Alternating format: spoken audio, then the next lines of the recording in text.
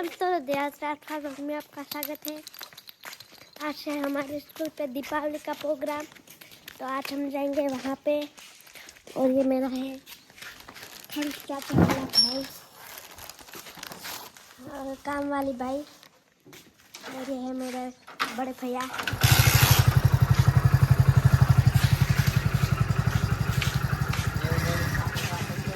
Guys आपसे मिलते हैं बाद में।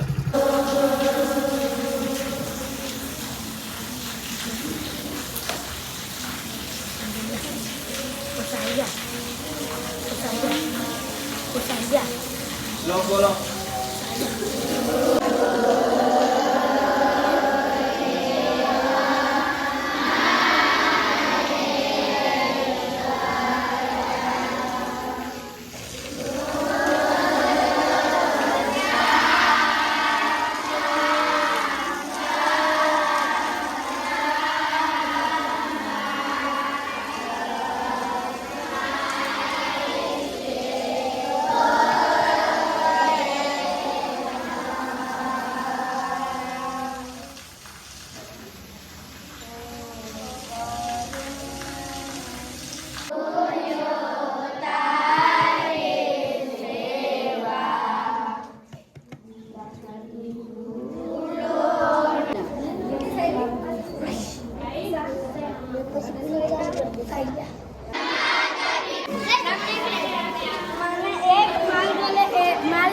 जीरो से जीरो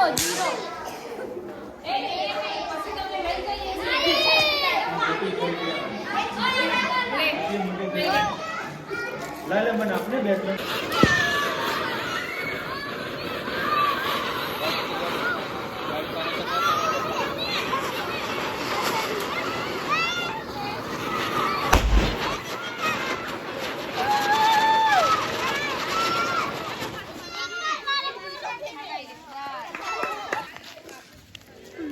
समय ઓળખો છો બધાને? સમય એટલે શું? ટાઈમ. શું સમય એટલે? તમે અત્યારે બેઠા છો, 1 સેકન્ડ નીકળી ગઈ, બીજી 1 સેકન્ડ પાછી આવે, 1 મિનિટ નીકળી ગઈ, પાછી આવે. આજે સવારે તમે સ્કૂલમાં આવ્યા, આજ સવારનો જે સમય હતો પાછો આવવાનો તમારે. હા, તમારી પાસે 1000 લાખ 1 કરોડ 2 કરોડ 100 કરોડ રૂપિયા હોય અને તમારે ગઈકાલ પાછી લાવ્યો તો આવે તમારી પાસે? ના આવે ને. એટલે આપણે બધાએ સૌથી પહેલું ધ્યાન રાખવાનું કે આપણો સમયનો યોગ્ય ઉપયોગ થાય છે કે નહીં.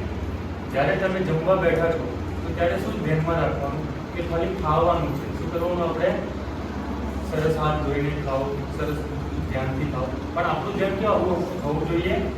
ખાવાનું. તમે રમવા જાઓ છો તો તમારું ધ્યાન ક્યાં હોવું જોઈએ? એ જ રીતે તમે સ્કૂલમાં આવો છો તો સ્કૂલમાં તમારું ધ્યાન ક્યાં હોવું જોઈએ?